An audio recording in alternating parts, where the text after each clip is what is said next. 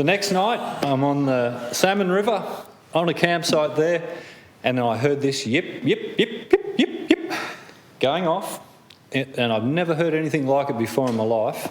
I turned up at Turk's Landing. The George Robinson pulled in with a bunch of tourists. I was sitting there all bedraggled, looking like death warmed up, had a big fire going, and the tourists would look at me. As soon as I looked at them, they looked away.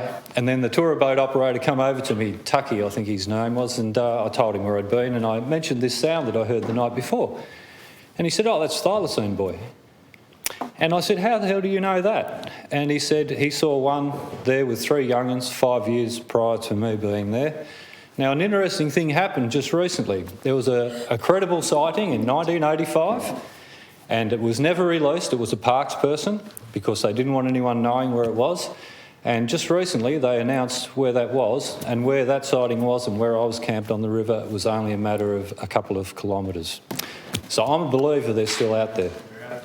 I think we're wasting our time in this cloning.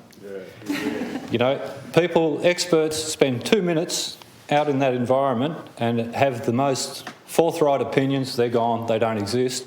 You talk to any of them old grippers, Peter Hawthorne included, and they've seen them regularly on a regular basis. Anybody that spends the time and stays in that bush, you don't have to go searching for anything. It all comes to you.